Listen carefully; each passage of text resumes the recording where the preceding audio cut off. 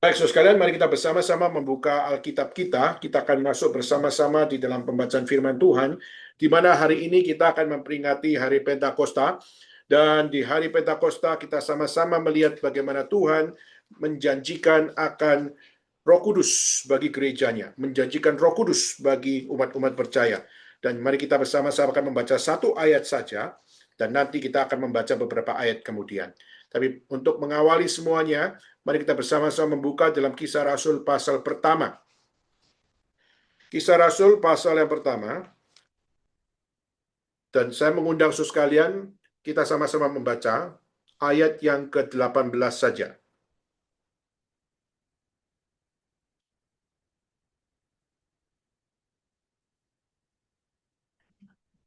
Ayat 8, maafkan. Kisah Rasul pasal pertama, ayat yang ke-8. Setelah menemukan, mari kita baca bersama-sama dimanapun sudah berada, baik secara online maupun secara onsite. Kisah Rasul pasal pertama ayat 8. Mari kita baca bersama-sama. 1, 2, 3. Tetapi kamu akan menerima kuasa kalau Roh Kudus turun ke atas kamu, dan kamu akan menjadi saksiku di Yerusalem dan di seluruh Yudea dan Samaria dan sampai ke ujung bumi. Sekian pembacaan firman Tuhan. Mari kita sekali lagi turun kepala kita bersama-sama berdoa. Kiranya Tuhan yang memimpin kita pada hari ini. Bapa dalam surga, kami bersyukur, berterima kasih. Kalau Tuhan masih memberikan kepada kami firman untuk kami menjalani seluruh akan kesaksian kami sebagai anak Tuhan. Pimpinlah gerejamu, pimpinlah setiap orang percaya. Kiranya hidup kami senantiasa dapat lurus di hadapan Tuhan. Di dalam segala keadaan, di dalam segala situasi, Tuhan kiranya Roh-Mu yang kudus memimpin kami, sehingga hidup kami tidak jauh daripada kebenaran, tapi hidup kami lurus di dalam kebenaran. Dan semua itu hanya dapat terjadi di saat Engkau yang bekerja atas kami. Tuhan, pimpinlah setiap firman Tuhan pada hari ini, khususnya dalam memperingati Hari Pentakosta. Tuhan, pimpinlah kami semua. Dalam nama Yesus Kristus kami berdoa, kami bersyukur kepada Tuhan. Amin. Baik, saudara sekalian, minggu lalu kita sudah memperingati akan hari kenaikan Tuhan Yesus, di mana hari kenaikan Tuhan Yesus menyatakan di saat Tuhan akan naik ke surga untuk menyatakan apa? Dan saudara, saya sudah memberikan satu hal, yaitu pada saat dia naik ke surga, dia mau menyatakan bahwa Allah berdaulat atas hidup kita, baik secara fisik maupun juga secara rohani. Maka di saat Tuhan menjamin hidup kita, itu bukan hanya sekedar secara fisik, kita bisa makan, kita bisa minum, kita bisa kerja, kita bisa melakukan banyak aktivitas, tapi Tuhan juga menjanjikan bahwa hidup kita di dalam rohani, kita juga mengalami akan kedaulatan Tuhan. Yaitu waktu saudara melayani Tuhan, di saat saudara memberitakan Injil, kita melihat kisah-kisah para rasul dan para nabi, di mana mereka banyak sekali memberitakan firman Tuhan, tetapi harus melewati kesulitan-kesulitan yang tidak habis-habis. Tapi secara rohani Tuhan memberikan apa? Penyertaannya kepada mereka. Sehingga akhirnya kita melihat orang-orang yang melayani Tuhan, mereka pun juga melihat bagaimana Roh Kudus yang dijanjikan oleh Tuhan itu akan datang untuk memberikan sekali lagi kekuatan bagi para rasul, khususnya murid-murid Yesus, di mana mereka sedang bergumul bagaimana ini Yesus akan meninggalkan kita, Yesus akan naik ke surga, lalu bagaimana kami dapat hidup sebagai murid-murid Tuhan. Nah, saudara sekalian, maka di saat itulah kita melihat bagaimana Yesus menyatakan kedaulatannya bahwa dia akan naik ke surga. Namun aku akan memberikan penolong kepadamu. Dan itu di atas kedaulatan Tuhan, Tuhan menjanjikan akan penolong bagi setiap orang-orang percaya. Dan disitulah kita melihat Tuhan yang berdaulat untuk menyatakan bahwa di dalam hidup orang percaya harus ada Roh Kudus. Dan itu adalah kedaulatan Tuhan. Jadi gereja tanpa Roh Kudus, maka itu adalah sesuatu yang hilang daripada kuasa Tuhan.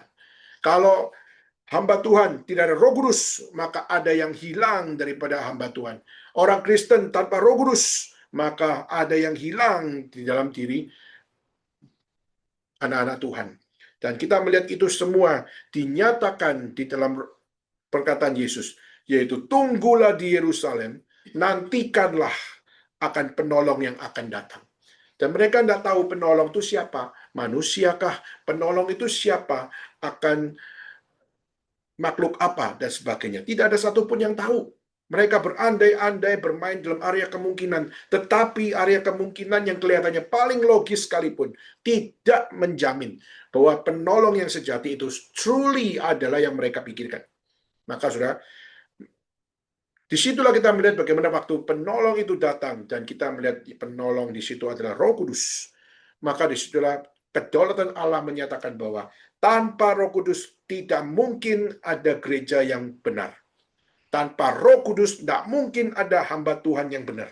Tanpa Roh Kudus tidak mungkin ada jemaat yang benar. Tanpa Roh Kudus nggak ada mungkin gereja yang benar. Maka itulah kenapa gereja yang benar, kuncinya adalah harus mengalami akan Roh Kudus. Tapi pertanyaannya, pengalaman yang bagaimana yang dimaksud dengan dipenuhi oleh Roh Kudus. So sekalian, maka ini menjadi penting untuk kita sama-sama melihat. Waktu perkataan Yesus mengatakan bahwa tunggulah di Yerusalem, maka di sanalah engkau akan menerima akan penolong, yaitu adalah Roh Kudus. Dan waktu kita membaca ayat tadi yang kita baca di dalam ayat yang ke-8, waktu dikatakan, kamu akan menerima kuasa, kamu akan menerima Roh Kudus, di mana Roh Kudus itu turun ke atas kamu, dan kamu akan menjadi saksiku di Yerusalem, di Yudea, Samaria, sampai ke seluruh bumi. Kata yang mau saya pelajari, kita sama-sama belajar adalah kata menerima kuasa. So sekalian, kemarin kami di dalam masterclass itu ada satu hamba Tuhan dari Singapura, namanya Pendeta James Wong. Dia men-sharingkan tentang kuasa. Ya, dia men-sharingkan tentang kuasa, dan sangat kebetulan sekali bagaimana kita hari ini juga menggumulkan tentang hal ini, di mana beliau mengatakan bahwa kuasa itu adalah something yang Tuhan berikan bukan cuma kepada kita, tetapi kuasa itu diberikan juga kepada Adam. Di mana dalam masa dunia diciptakan, Adam menerima kuasa daripada Tuhan. Tapi kuasa apa yang dipercayakan kepada Adam? Nah, kalau kita melihat dalam Kejadian, maka kitab Kejadian mencatat bagaimana Adam menerima kuasa untuk apa? Untuk berkuasa atas Taman Eden, berkuasa atas binatang yang melata, yang ada di udara dan yang ada di darat, dan berkuasa atas seluruh apa yang ada di dalam ciptaan.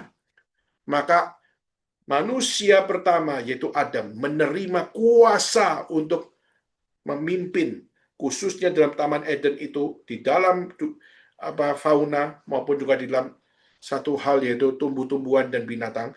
Semua itu menjadi satu bagian di dalam kuasa yang dipercayakan Tuhan kepada Adam.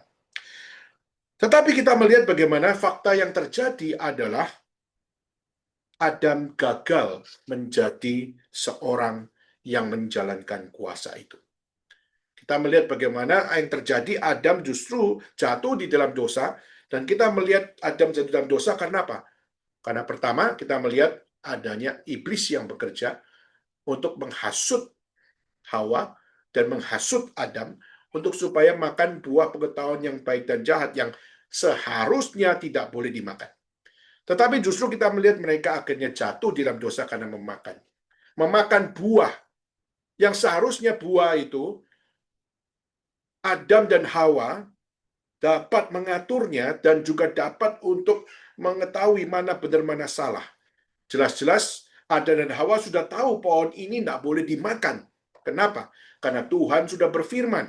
Nah, kalau Tuhan sudah berfirman, maka Adam yang menerima kuasa daripada Tuhan seharusnya dapat menjalankan kuasa itu sesuai dengan apa yang Tuhan mau, yaitu adalah berkuasa atas alam ciptaan, tetapi juga di atas tanggung jawab kepada Tuhan. Maka itulah kenapa akhirnya kita melihat Adam jatuh dalam dosa, makan buah daripada pengetahuan baik dan jahat, dan juga ditipu oleh iblis. Dan itu kita bisa mungkin kaitkan secara rohani, ya, bagaimana iblis justru menjatuhkan akan Adam jatuh dalam dosa.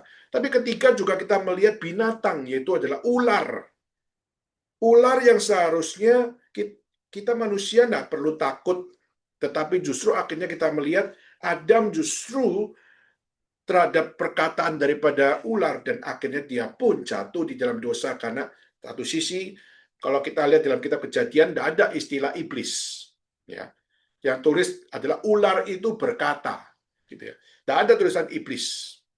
Maka kata iblis baru bisa muncul itu setelah kita membaca sampai kepada kitab Wahyu. Tetapi perkataan di dalam kitab Kejadian cuma mengatakan ular itu. Nah, saudara bayangkan, iblis menggunakan format binatang yang seharusnya di bawah kuasanya manusia, tapi justru yang mendikte manusia adalah siapa? Adalah binatang. Justru buah pengetahuan baik dan jahat yang sudah ditetapkan oleh Tuhan, tapi justru itu yang menjadi kegagalan daripada seorang pemimpin, yaitu namanya Adam yang menerima kuasa. Saudara bayangkan, justru kalau kita menjadi seorang bisnismen, justru kita gagal bukan karena orang lain, tapi kita gagal adalah karena kita sendiri. Kita gagal karena perusahaan kita sendiri. Kita gagal karena produk kita sendiri. Saudara, hari ini banyak sekali restoran-restoran yang gagal sehingga akhirnya mereka tutup.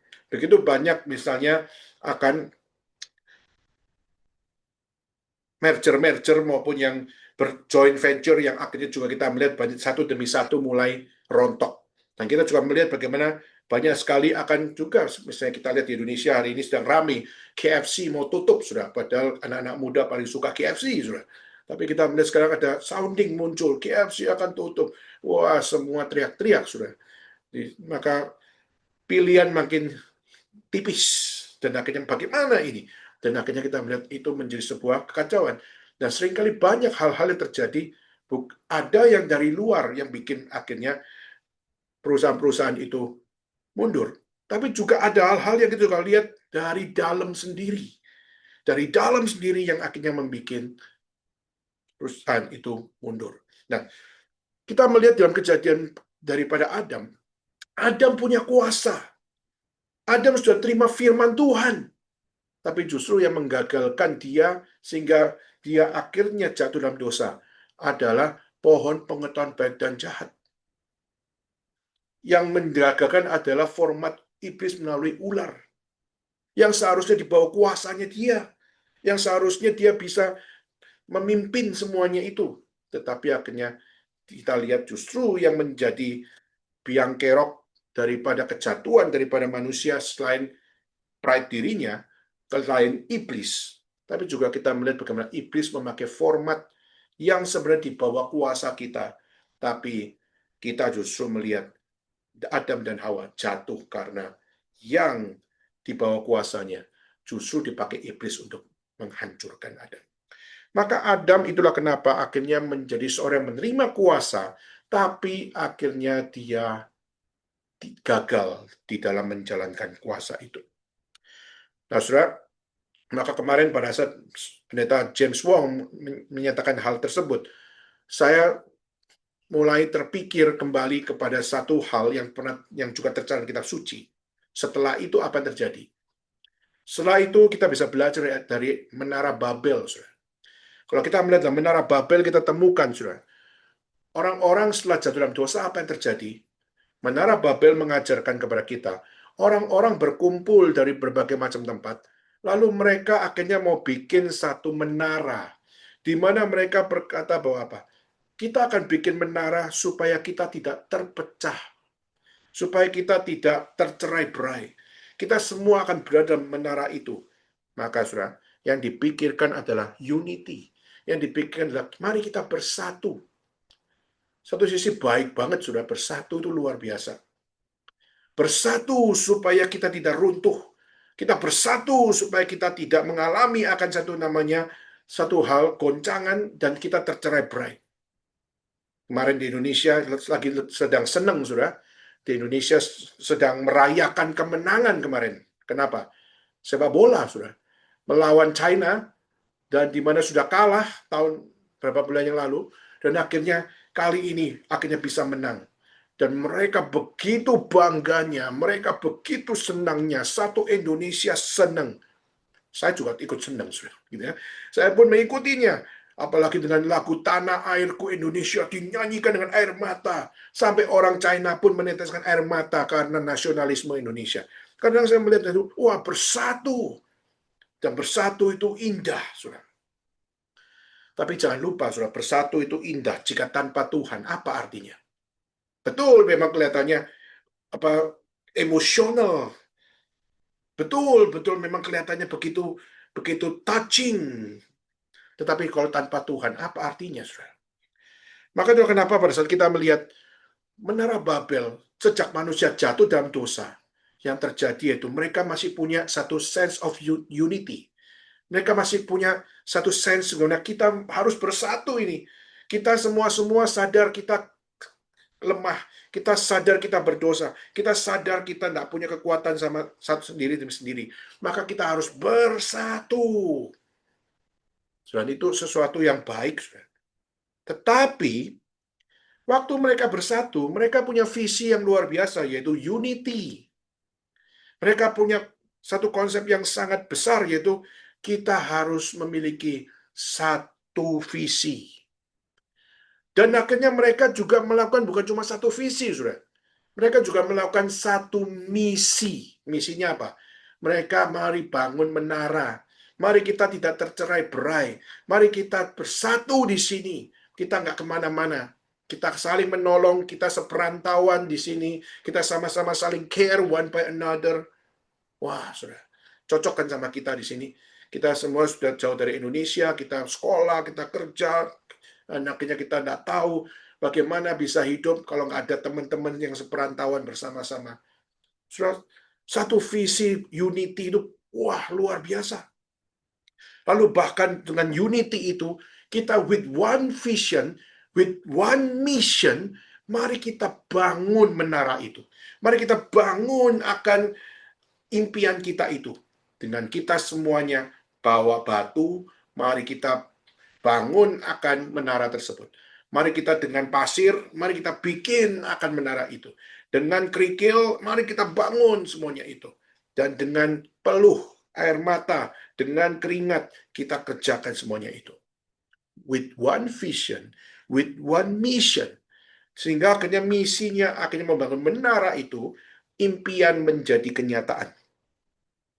Dan bukan cuma itu saja. One vision, one mission. Lalu ketiga adalah one action. Sudah perhatikan, saudara. Saya sangat kagum di dalam humanity manusia.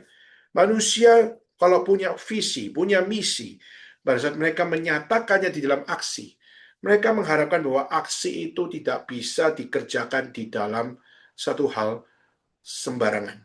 Semua harus setia kepada visi. Setia kepada misi.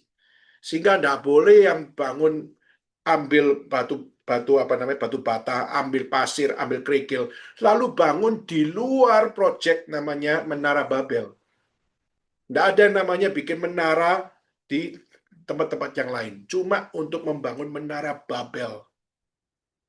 Maka mereka setia di situ. Tidak ada yang namanya protes, tidak ada yang namanya satu dengan yang lain saling gontok-gontokan, tidak ada satu dengan yang lain jatuh di dalam like-dislike. Saya kagum, saudara. Manusia dalam dosa, secara humanity, mereka care about vision, mereka care about mission, and mereka care about action. Mereka tidak ada waktu untuk like-dislike, mereka tidak ada waktu untuk hate, love and hate. Mereka tidak ada waktu untuk konflik. Mereka nggak ada waktu. Karena mereka tahu visi dan misi harus dikerjakan. Sehingga no time for conflict, no time for hate speech, no time for everything. Yang penting adalah harus terjadi vision and mission and doing action untuk hadirkan itu.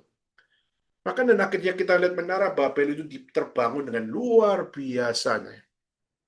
Dan luar biasa dengan visi, misi, dan aksi. Dan semuanya itu semua bersandarkan kepada apa? Visi, misi, dan aksi itu bermula dari perkataan. Bermula daripada percakapan. Bermula daripada akan satu harapan. Maka akhirnya waktu mereka mengatakan, mari kita bangun menara. Itu mulai dari perkataan. Mulai dari sebuah conversation yang mengatakan bahwa kita supaya tidak tercerai-berai, mari kita bangun menara sampai kepada surga sana. Sampai kepada langit sana. Dan saudara, mereka memulai dari perkataan. Dan saudara, perkataan dimulai bukan dari apa yang sebenarnya dipunya oleh manusia. Sebenarnya mereka bisa berkata-kata tuh dari mana? Mereka bisa berbahasa dari mana? Bahasa pertama itu apa? Chinese kah? Bahasa pertama itu Indonesia kah? Ya kita lahir, kita berbahasa Indonesia. Atau kita berbahasa daerah. Tapi pada saat Adam, sudah bayangkan. Lalu dalam keturunan Adam, mereka belajar bahasa apa? Sudah, maka bahasa yang pertama diberikan oleh Tuhan, bukan dari manusia.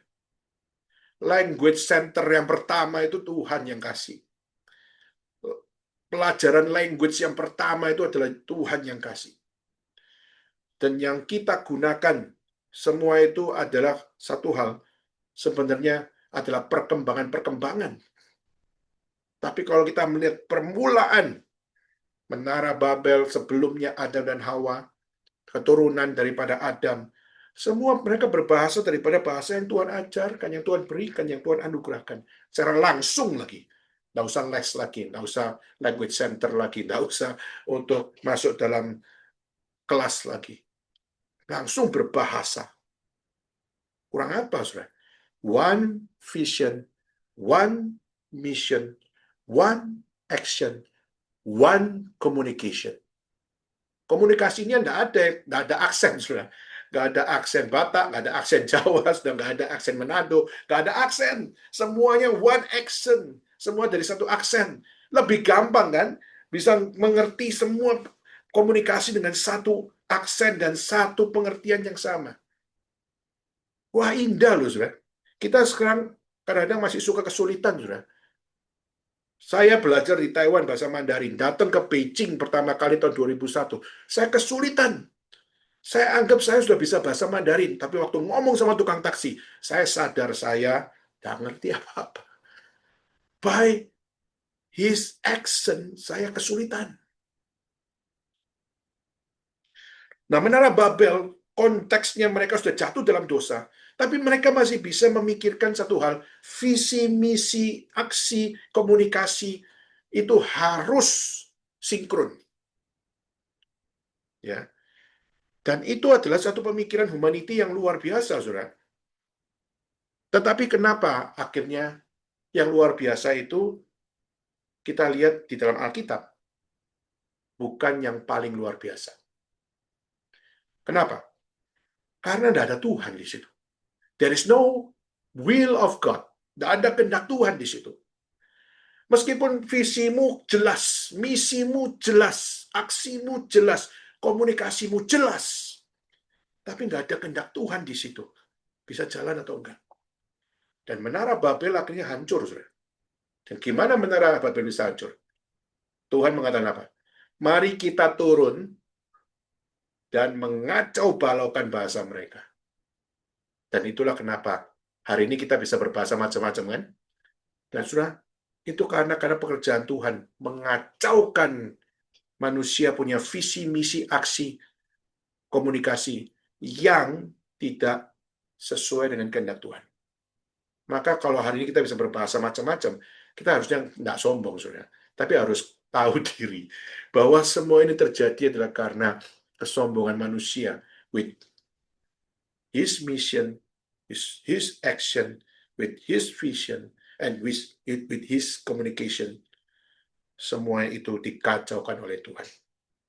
Maka itu menunjukkan bahwa apa? Kuasa yang dimiliki oleh Adam sudah mengalami kegagalan. Walaupun format pikirannya, format cara pandangnya, kelihatannya begitu luar biasa with vision, mission, action, communication. Tapi there is no will of God. Tidak ada kehendak Tuhan yang memimpin visi, memimpin misi, memimpin aksi, memimpin komunikasi. Maka semua itu tidak akan menjadi berkat. Maka itulah kenapa, saudara, waktu yang terjadi di Menara Babel itu akhirnya membuat manusia kacau balau. Bahasa kerennya chaos. Sehingga di saat mengalami chaos, manusia mulai sulit berkomunikasi. Manusia mulai sulit untuk melakukan aksi. Mulai sulit untuk melakukan misi. Bahkan sulit juga memiliki visi. Kenapa? Karena chaos. Karena kekeosan itu yang terjadi akhirnya. Orang berpikir visi macam-macam. Orang berpikir misi macam-macam. Orang berpikir aksi macam-macam. Komunikasi bermacam-macam. Dan akhirnya satu dengan yang lain. Mulai bukannya makin unity, akhirnya mereka truly tercerai-berai. Dan mereka terus tercerai-berai. Yang terjadi yaitu tidak ada lagi kuasa yang sejati pada mereka. Maka sudah sejak Adam dicipta oleh Tuhan, lalu diberikan kuasa. Akhirnya kita melihat kuasa yang dilakukan oleh Adam, akhirnya menjadi kuasa yang menyatakan kegagalan yang total. Tidak ada satupun yang menjalankan kuasa dengan benar. Sampai, saudara, Yesus datang ke dalam dunia. Dan ketika Yesus datang ke dunia, Yesus hadir sendiri. Dia berinkarnasi, lahir, lalu mengajarkan akan Injil Tuhan. Dan dia menyatakan visi, menyatakan misi, menyatakan aksi, bahkan juga menyatakan akan komunikasi, yaitu apa? Bahwa engkau harus setia pada firman, kamu harus setia kepada Roh Kudus. Kamu harus setia kepada Roh Tuhan. Tapi murid-murid masih mengalami kegagalan untuk mengerti. Bahkan sampai mengatakan, kapan kerajaanmu datang ya Tuhan? Kapan kami bisa melewati penderitaan ini? Kita melihat murid-murid mempertanyakan itu. Tapi sudah, Yesus tetap mengatakan bahwa apa? Tunggulah di Yerusalem. Kamu sedih karena aku disalibkan. Kamu sedih karena aku harus meninggalkan dunia ini. Kamu sedih karena aku harus naik ke surga. Yes, aku tahu kamu sedih. Mungkin kamu sedih dengan unity, kamu sedih dengan visi, misi, aksi, komunikasi yang baik. Tapi kesedihanmu itu tidak ada artinya apa-apa kalau nggak sesuai rencana Tuhan. Maka Tuhan menyatakan rencananya, yaitu dengan apa? Tunggu di Yerusalem. Tunggulah di Yerusalem. Dan disitulah kita melihat apa yang kita baca tadi. Itu adalah apa yang terjadi di saat mereka semua menunggu di Yerusalem. Dan waktu dikatakan bahwa apa? Kamu akan menerima kuasa kalau Roh Kudus turun ke atas kamu, dan kamu akan menjadi saksiku. Saudara, maka perkataan Yesus sendiri yang menyatakan, kamu akan menerima kuasa. Tetapi kuasanya beda dengan kuasa yang diberikan kepada Adam. Kenapa? Kuasa yang diberikan kepada Adam adalah kuasa untuk berkuasa di atas seluruh ciptaan. Yang seharusnya kita percaya bahwa berkuasa ciptaan itu bukan cuma sekedar secara fisik, tapi juga secara rohani. Maksudnya apa? Misalnya kita melihat waktu Adam menjadi seorang yang diberikan kuasa untuk berkuasa, kuasa tersebut bukan cuma sekedar hanya untuk urusan makan, minum, urusan binatang, tumbuhan, tapi juga kuasa juga untuk bagaimana pada saat dia bersama dengan Hawa, akhirnya menjadi suami istri, lalu menjadi bapak ibu yang pertama. Lalu akhirnya dia punya anak, nggak pernah tahu dari orang tuanya. Pertama kali punya anak, nggak tahu modelnya kayak apa anaknya gitu kan. Sakitnya kayak apa juga nggak tahu. Nggak ada pengalaman, sudah. Dan memulai semuanya itu butuh satu iman yang lebih besar. Kalau hari ini kita mungkin masih terbantu oleh informasi orang tua kita atau nenek kita dan sebagainya. Dan masih ada input-input kita hari ini, media sosial masih bisa memberikan informasi. Tapi Adam dan Hawa tidak punya informasi itu. Maka harus first time jadi papa, first time jadi suami, first time jadi seorang pemimpin keluarga, first time. Dan sudah itu nggak gampang. Sudah. Dan bukan cuma itu saja. Nanti punya anak pertama kali, bagaimana mendidik anak secara fisik, bagaimana mendidik anak secara rohani. Itu juga first time. Dan saudara, kuasa diberikan untuk supaya Adam dan Hawa bisa untuk mengontrol semuanya dengan bijaksana di dalam Tuhan. Maka saudara, itulah kenapa kita melihat Adam dan Hawa juga belajar seperti kita hari ini. Kita juga mau belajar dari suami yang baik, kita mau belajar dari istri yang baik, kita mau belajar dari jemaat yang baik, kita mau belajar dari hamba Tuhan yang baik, kita mau jadi gereja yang baik, kita mau jadi anak Tuhan yang baik. Kita semua sedang belajar seperti Adam yang juga sedang belajar. Tapi akhirnya kita melihat Adam gagal. Dan itu sebenarnya mewakili kita juga. Semua kita seperti Adam. Namun di saat kita melihat kegagalan Adam, lalu kita juga melihat melalui menara Babel, juga kita melihat kegagalan manusia. Tuhan datang ke dalam dunia melalui pribadi Allah anak, yaitu Yesus Kristus. Dan Yesus Kristus waktu datang ke dunia, dia di dalam kesempurnaannya, di dalam kesuciannya, di dalam genuitasnya, dia tanpa berdosa dia datang. Dan dia jalani semua with visi, misi, aksi, komunikasi, dan dia kerjakan dengan tuntas sampai akhir. Sampai mati kayu salib. Bangkit dari kematian. Naik ke surga. Nah, saudara. Dan itu dinyatakannya dengan sempurna. Jadi Adam yang pertama gagal, tetapi kita melihat kesempurnaan dihidupi oleh Adam yang kedua, yaitu adalah Yesus Kristus. Maka Yesus sempurna. Itulah kenapa kita bisa katakan dia adalah teladan kita, bukan Adam. Adam hanyalah teladan keberdosaan kita. Tetapi Adam tidak mewakili kesucian Tuhan, kekudusan Tuhan, kebenaran Tuhan, kesempurnaan Tuhan. Maka, saudara, pada saat akhirnya kita melihat Yesus turun dalam dunia menjadi manusia, lalu dia mengajarkan Injil, sampai akhirnya dia di atas kayu salib, akhirnya dia bangkit dari kematian dan naik ke surga. Disitulah dia itu mengatakan bahwa kamu akan menerima kuasa. Nah, sudah perkataan kuasa ini mengingatkan kita, apakah kuasa itu akan menggagalkan kita kedua kali? Seperti Adam gagal, padahal sudah terima kuasa. Maka inilah the second times Tuhan memberikan kuasa, dan kita semua juga kayak Adam, sama saja, podo wae gitu ya, yaitu apa? Gagal kedua kalinya. Yesusnya nggak gagal, tapi kitanya yang gagal. Sudah, maka itulah kenapa di dalam Kristuslah Tuhan menjamin bahwa kita tidak mungkin gagal. Di dalam Kristus. Tapi akhirnya kita melihat, yang terjadi adalah banyak orang memilih nggak mau di dalam Kristus. Banyak orang memilih maunya di luar Kristus. Itulah kenapa waktu saat Kristus hidup dalam dunia, dia banyak dilawan. Dan saya melihat bagaimana apa yang diterima oleh Kristus adalah perlawanan. Perlawanan dari siapa? Pertama, misalnya, kita bisa melihat secara agama. Orang Farisi, ahli Taurat, melawan loh. Melawan siapa? Yesus. Bahkan Yesus dikatakan itu adalah pakai kuasa gelap, itu pakai kuasa setan, itu pakai kuasa Beelzebul itu.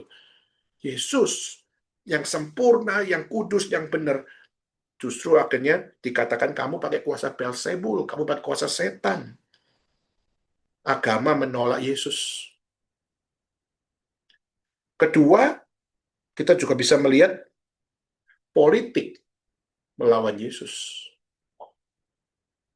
Kita melihat bagaimana waktu pemberitaan Injil, kita lihat apa yang terjadi. Politik terjadi, yaitu bagaimana menggagalkan Yesus. Sehingga Yesus kenapa bisa dimasukkan di dalam pengadilan, kenapa bisa disalibkan, itu kan juga ada karena kaitan politik.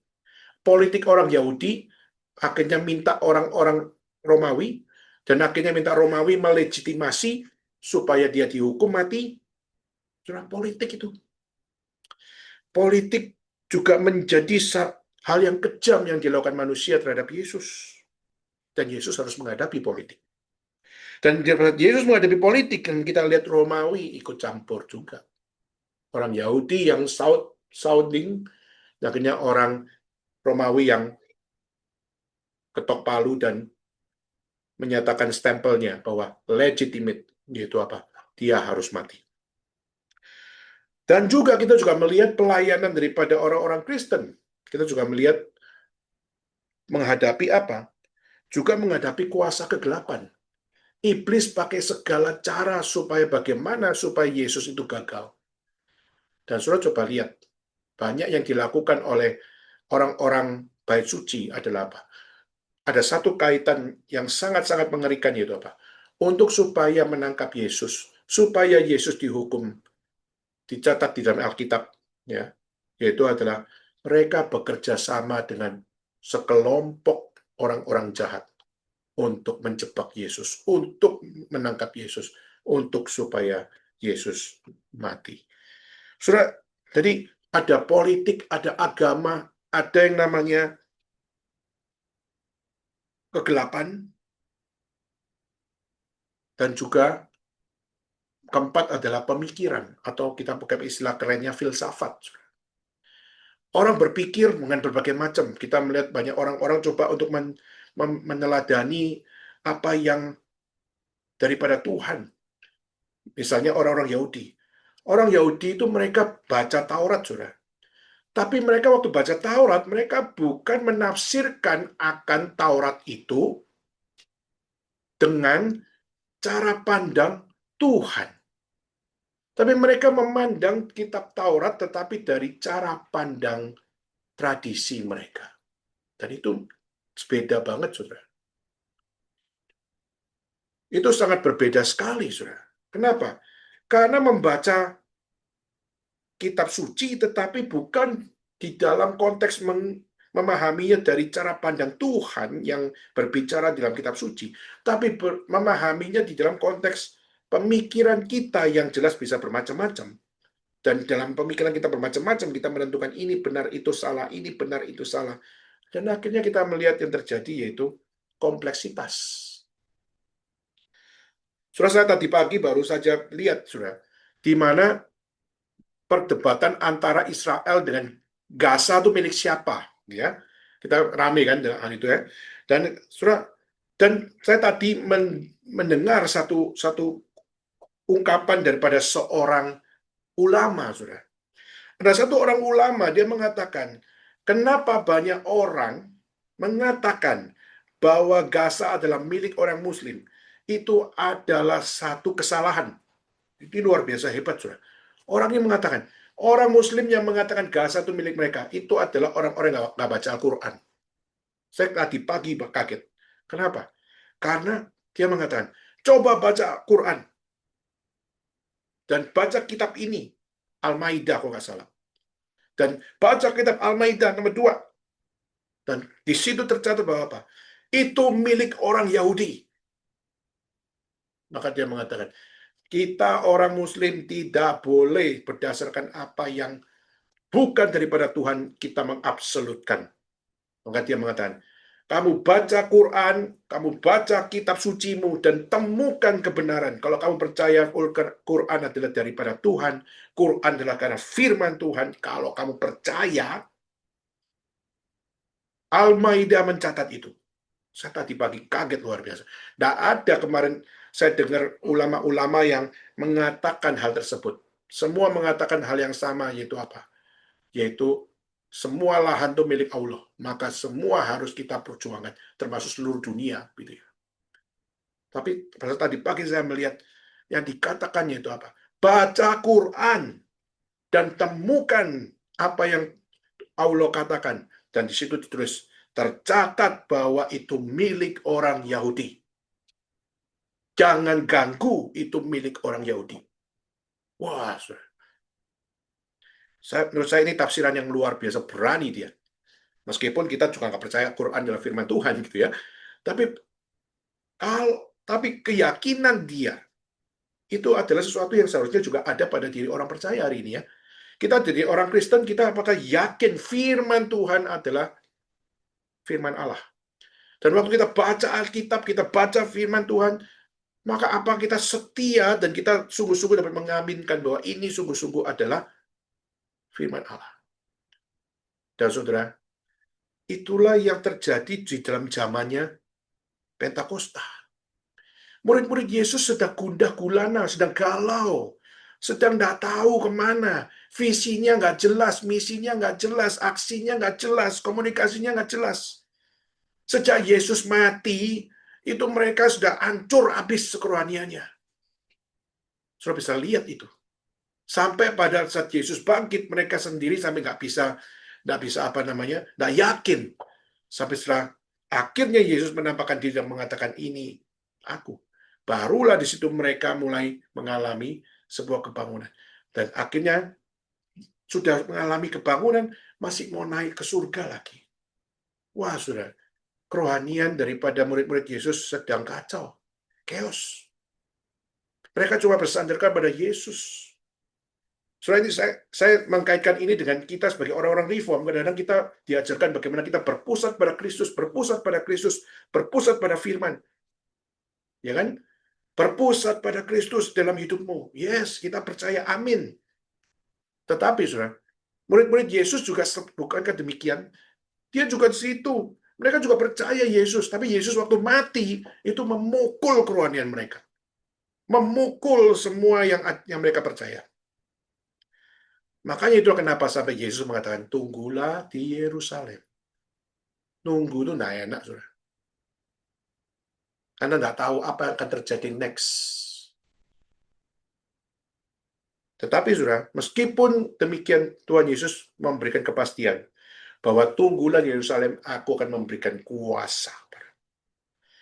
Dan kuasa yang dijanjikan oleh Tuhan adalah kuasa yang absolut, menunjukkan bahwa apa? Bahwa disitulah engkau akan mengalami perubahan. Disitulah engkau akan mengalami transformasi. Kamu akan mengalami keberanian memberitakan Injil. Kamu akan lebih berani lagi menghadapi orang-orang yang akan mempertanyakan kamu. Kamu akan lebih berani lagi melawan orang-orang yang akan meragukan imanmu. Kamu akan lebih berani lagi untuk memperjuangkan firman yang benar kepada mereka yang melawan firman yang benar. Nah, saudara, maka bahkan dikatakan apa? Kamu akan jadi saksiku. Dan jadi saksiku di situ bahkan dengan sangat jelas, saudara. Yaitu apa? Kamu akan menjadi saksiku. Yerusalem, Yudea, Samaria, sampai ke ujung bumi. Ini janji Tuhan. Dan ini mencakup apa? Saudara, Yerusalem itu bicara tentang local church. From your local city, from your local church. Seluruh Yudea, satu distrik, atau satu provinsi, atau satu negara. Samaria itu sudah outer, sudah di luar daripada Yudea, sudah keluar negeri istilahnya. Sampai ujung bumi, internasional. There's no domestic lagi. Maka dengan kuasaku itu akan memimpin kamu bukan cuma di local church, bukan cuma di satu negara, tapi juga kepada negara tetanggamu, tapi juga kepada seluruh negara-negara seluruh dunia. Dan itu secara teritori mungkin kita bisa mempercayai seperti itu. Tapi bukan cuma itu saja. Secara lokal, itu secara total. Dia akan memimpin kita. Roh Kudus akan memimpin hidup kita secara lokal, termasuk dalam personal life kita, di dalam pekerjaan kita, di dalam studi kita, di dalam hubungan kita dengan sesama. Dia secara personal akan menolong kamu. Bukankah kita sebenarnya orang yang butuh banyak pertolongan, saudara? Saya selama ini menganggap diri saya kuat, saudara. Banyak hal saya merasa diri saya itu sanggup hadapi semua. Tapi akhirnya saya juga menyadari bahwa rupanya saya tidak sekuat itu. Banyak hal akhirnya membuat saya mulai sadar bahwa apa? Bahwa rupanya saya selama ini adalah orang-orang yang mungkin selama ini mungkin pretending to be strong. Tetapi sungguh-sungguh akhirnya saya sadar bahwa apa? Strongnya kita itu ada limitation-nya. Saya kemarin sempat chatting dengan satu rekan dari institut tempat kami sekolah, saudara. Dia sekarang ibu rumah tangga di desa, gitu ya. Dan dia sharing, saudara. Dia sharing tentang apa? Dia sharing tentang satu hal, yaitu adalah saya sekarang ada di desa, saya merasa hidup itu slow banget gitu, slow living banget. Dan dia mengatakan bahwa apa? Dia mengatakan kayak tambah lama berasa tua sekali. Saya bilang, nggak nggak cuma kamu yang di desa dong. Kami yang di mana? Kami yang di kota juga sama. Kita di kota ini juga mengalami hektiknya kehidupan. Lalu kita juga melihat anak-anak muda tambah lama tambah pinter. Kita melihat anak-anak muda lebih cekatan, anak-anak muda lebih hebat. Apa namanya? Secara speed mereka bisa lebih cak-cak gitu ya. Dan sudah dan itu juga memberikan satu hal, yaitu apa? Oh, kita dulu kayak begitu. Sekarang kita mulai mundur, mulai ngalamin rentan dan sebagainya. Akhirnya saya mengatakan bahwa apa? Sama aja. Di kota juga kita ngalamin hal yang sama. Kita bukan slow living, tapi kita mengalami akan satu hal.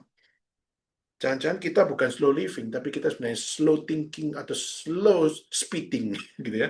Secara kecepatan kita mulai berkurang, energi kita mulai berkurang, dan sebagainya. Tetapi kenapa masih bisa setia? Karena masih ada firman Tuhan. Masih ada Roh Kudus yang hadir, dan sebagainya. Maka saudara, maka inilah yang dialami oleh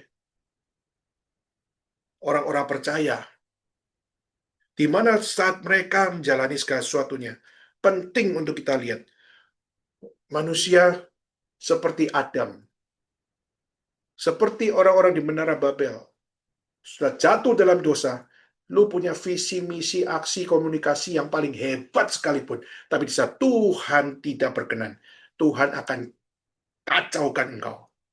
Dan Tuhan kacaukan bukan untuk supaya tambah lama tambah kacau, tapi justru Tuhan kacaukan untuk kita sadar bahwa dari seluruh apa yang kau punya, kuasamu tidak bisa bikin lebih benar.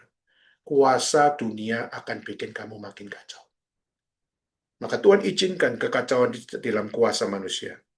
Coba lihat presiden-presiden hari ini. Tambah lama tambah kacau, bukan?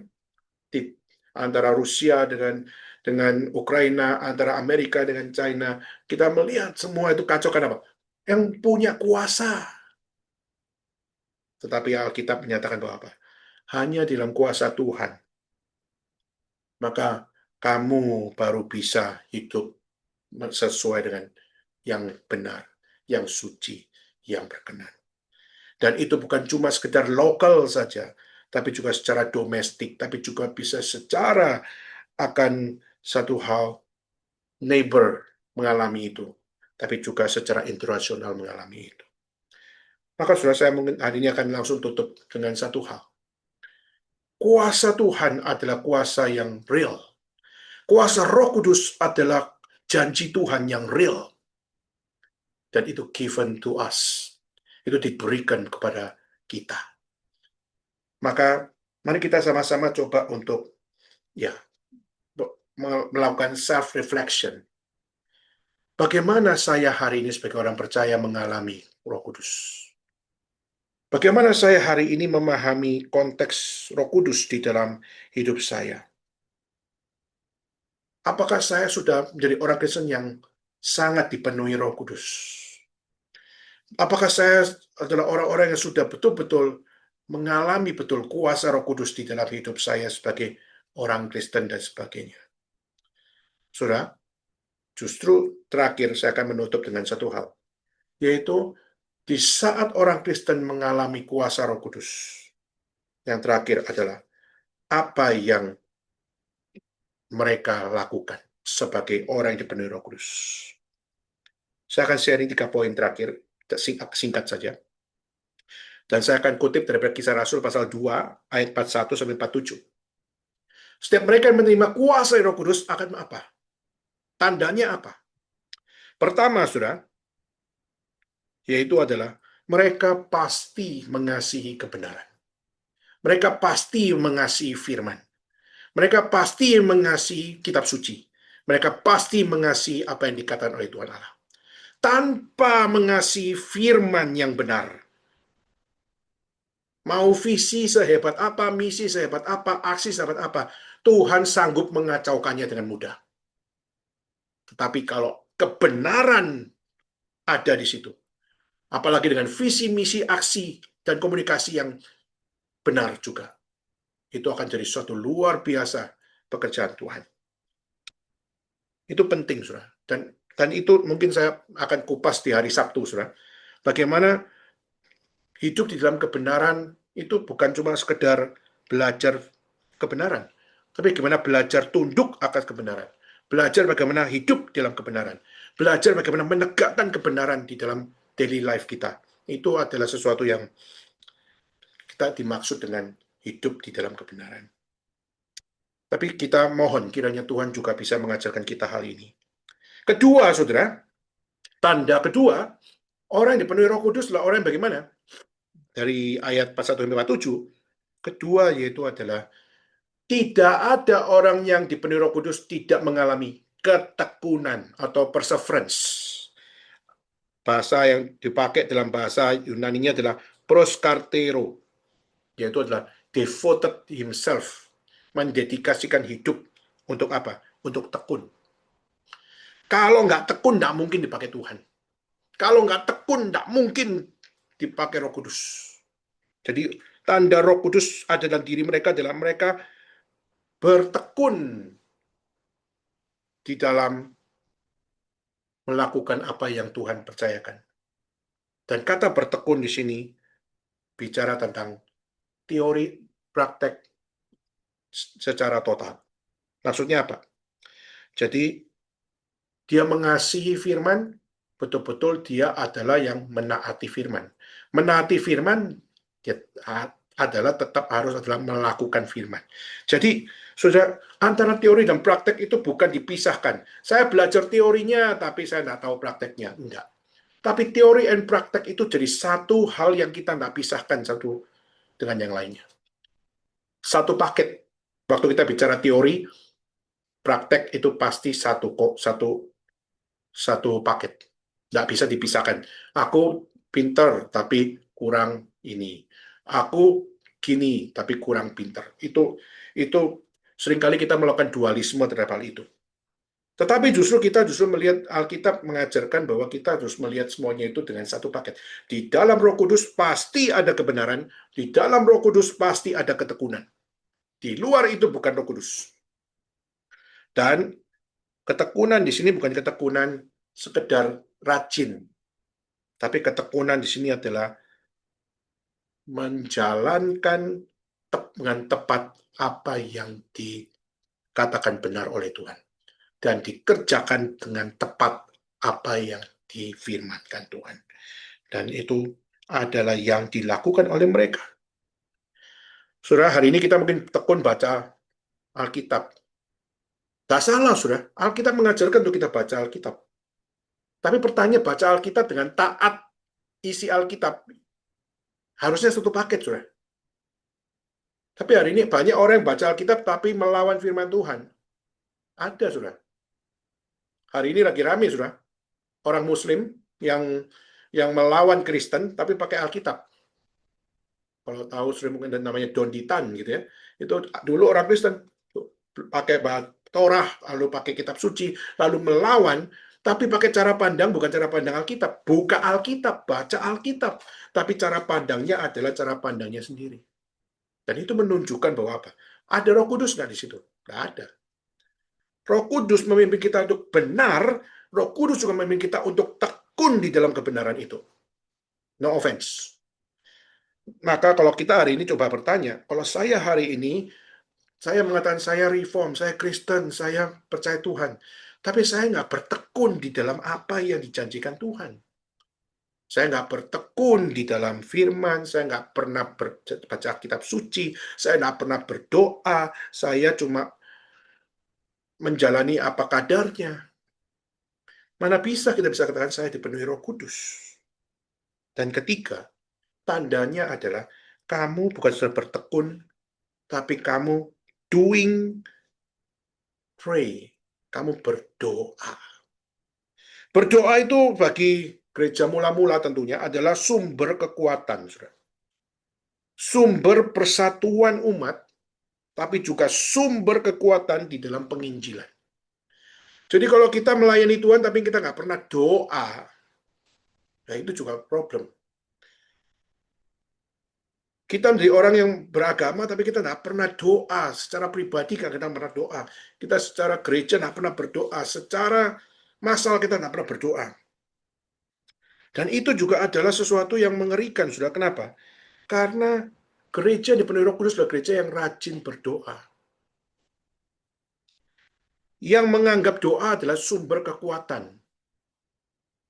Sumber persatuan dan sumber pemberitaan Injil kita bisa menjadi Injil yang didengar oleh orang. Yaitu kita mohon. Seperti ini, kalau secara pribadi saya mengajarkan, kalau saya khotbah, saya rindu orang yang dengar khotbah itu dapat menerima firman, menerima akan setiap konten yang benar. Dan minta Tuhan kiranya Roh Kudus bekerja. Satu poin pun, tapi kalau itu melekat dalam hatinya, itu adalah satu hal yang powerful. Saudara, maka ini penting kenapa? Karena Alkitab mencatat banyak kegagalan-kegagalan tersebut. Contoh misalnya di mana? Contoh dalam kitab Galatia. Kitab Galatia itu, jemaat Galatia sudah dengar firman loh. Sudah terima Injil dari Paulus. Tapi yang terjadi, akhirnya terjadi apa? Mereka terkorupsi dengan ajaran Yahudi. Akhirnya mereka bercampur aduk. Akhirnya ekumenikal terjadi. Dan ekumenikal yang terjadi adalah ekumenikal yang bukan yang benar, tapi ekumenikal yang negatif. Sehingga keselamatan bukan cuma Kristus, tapi sunat juga adalah keselamatan. Itu sudah bukan Kristen itu. Itu sudah sesat itu. Maka itu kenapa akhirnya kita melihat bagaimana Roh Kudus penting untuk memimpin kita, menolong kita, dan memberikan keberanian. Untuk apa? Berani bicara benar salah dari cara pandang Tuhan. Maka gereja diberikan panggilan untuk menjalankan itu. Kita sebagai orang percaya juga dijalankan menaati itu. Dan kita dipanggil bersama-sama menghidupi bersama hal tersebut. Jadi jangan heran, saudara. Kalau kita mungkin seringkali hari ini jatuh seperti yang Adam lakukan. Tapi mari kita sama-sama minta, seperti Kristus yang memberikan janjinya, kamu akan menerima kuasa. Percayalah, kuasa yang Tuhan berikan dalam untuk memberikan pengharapan kita. Untuk kita hidup lebih benar. Untuk kita hidup lebih tekun. Dan untuk kita lebih berdoa, bersandar sama Tuhan. Saudara, kiranya hari ini kita diingatkan kembali, supaya apa? Jangan kita dengan kekuatan sendiri menjadi Kristen. Kita minta Tuhan lebih lagi kesadaran hikmat bijaksana, supaya kuasa Tuhan yang nyata dalam hidup kita menunjukkan, I'm not Christian by my own, but by grace of God alone, I am a Christian. Maka tolong Tuhan, minta tolong Tuhan, supaya kita bisa sungguh-sungguh mengalami Roh Kudus ini, dan kita bisa menghidupi dengan benar. Apa arti menjadi truly Christian? Amin. Mari kita bagi berdiri bersama-sama, dan mari kita bersama-sama berdoa.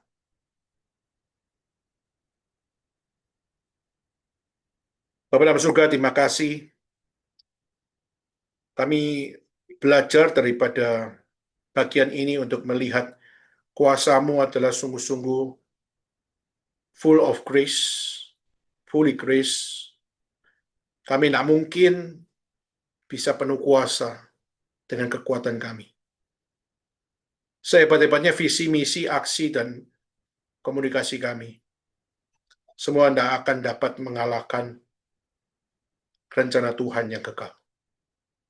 Karena kami percaya rencana kekal Tuhan tidak mungkin berdosa.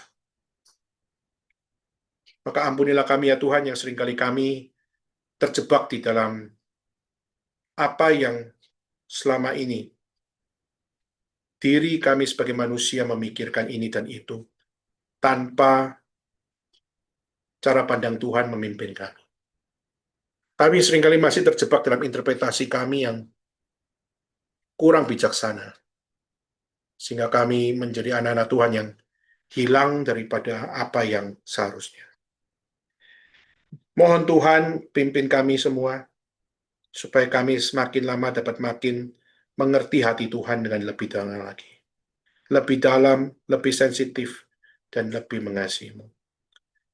Tuhan, kiranya Engkau yang pimpin kami semua, khususnya di dalam kami bergereja di China yang tidak mudah. Kami berdoa kiranya meskipun di negara komunis ini kami tidak punya kebebasan, tapi kiranya kami tetap percaya Tuhan memberikan kuasa untuk kami tetap survive, karena Engkau beserta dengan kami. Terima kasih Tuhan, kiranya Tuhan pimpin hidup kami masing-masing di negara ini. Kiranya Engkau yang juga campur tangan dalam seluruh pergumulan kami. Kiranya Roh-Mu yang kudus dapat menyatakan kesempurnaannya dalam hidup kami. Sehingga kami yang rindu hidup suci, hidup sempurna, ditolong oleh Tuhan di dalam Roh Kudus. Terima kasih Tuhan, inilah doa kami. Kami serahkan semua dalam nama Yesus kami berdoa. Kami bersyukur pada Tuhan. Amin. Dengan tetap berdiri, mari kita bersama-sama menaikkan akan pengakuan iman, yaitu pengakuan iman rasuli. Dan mari kita bersama-sama menaikkan pengakuan ini yang berbunyi demikian. Aku percaya kepada Allah, Bapa yang Maha Kuasa, Khalik langit dan bumi, dan kepada Yesus Kristus, Anak yang tunggal Tuhan kita, yang dikandung dari Roh Kudus, saudara Maria, yang berita sengsara, pemerintahan Pontius Pilatus, disalibkan, mati dan dikuburkan, turun dalam kerajaan maut. Pada hari ketiga, bangkit pula dari orang mati, naik surga, duduk kanan Allah, Bapa yang Maha Kuasa. Dan dari sana ia akan datang untuk menghakimi orang yang hidup dan yang mati. Aku percaya pada Roh Kudus, gereja yang kudus dan am, Tuhan orang kudus, pengampunan dosa, kebangkitan tubuh, dan hidup yang kekal. Amin. Silakan duduk saudara sekalian. Dan mari kita bersama-sama akan melanjutkan dengan kita menaikkan lagu yang keempat, dan kita akan menjalankan persembahan. Dan persembahan yang akan kita jalankan adalah melalui QR Code, baik kantong pertama maupun kantong kedua.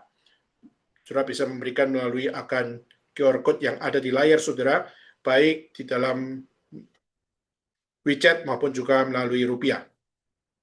Dan mari kita bersama-sama untuk mempersiapkan hati kita dalam persembahan ini. Saudara bisa pakai beberapa detik untuk mengambil QR Code ini.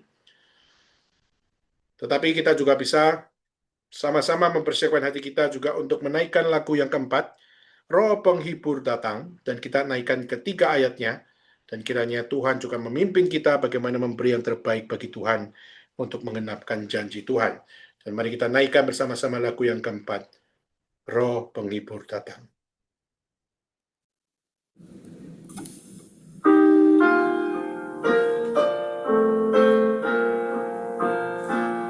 Beritakan kabar terang ke seluruh dunia, karena manusia tertindih dosa berat. Mulia Injil Tuhan bersorak masyurkan, Roh Penghibur datang. Roh Penghibur datang, Roh Penghibur datang, datang dari surga, genapkan janji Allah. Tolong ku siarkan mulia Injil Tuhan, Roh Penghibur datang. Sidangmu bangunlah, bersehati bekerja, pergi kemana jua, tolong yang berdosa. Kuasa gelap lenyaplah, nampak mulia surga, Roh Penghibur datang. Roh Penghibur datang, Roh Penghibur datang, datang dari surga, genapkan janji Allah. Tolong ku siarkan mulia Injil Tuhan, Roh Penghibur datang. Kuasa dosa lepas, aku telah bebas, ikatan tak ada, maut pun tak berdaya. Ku Ku tolak dunia, rindukan anugerah, Roh penghibur datang. Roh penghibur datang, Roh penghibur datang, datang dari surga, genapkan janji Allah. Tolong ku siarkan mulia Injil Tuhan, Roh penghibur datang.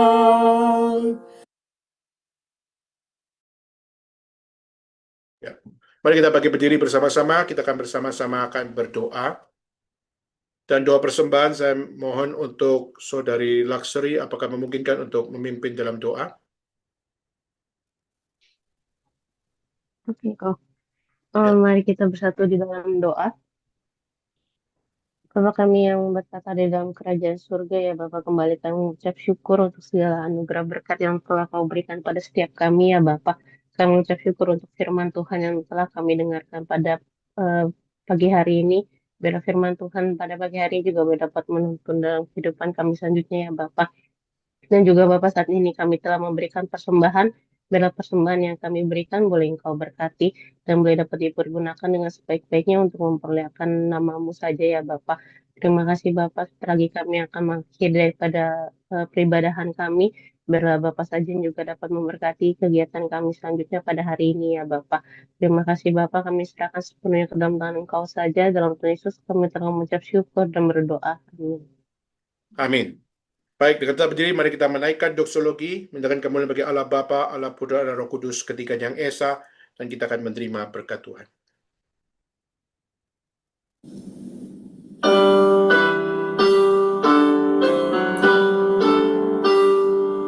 Puji Allah Bapa Putra, puji Allah Roh Kudus, ketiganya yang esa, selamat sumber berkat. Amin.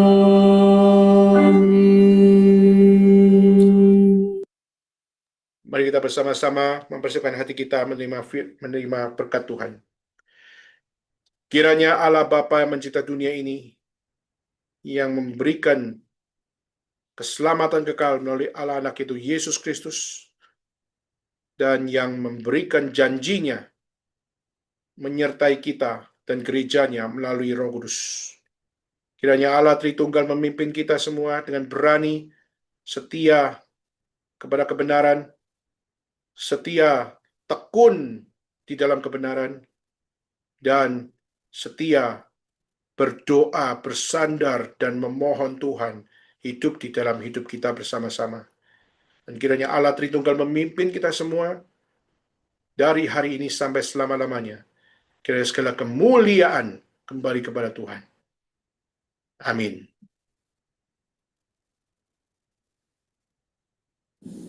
Amin.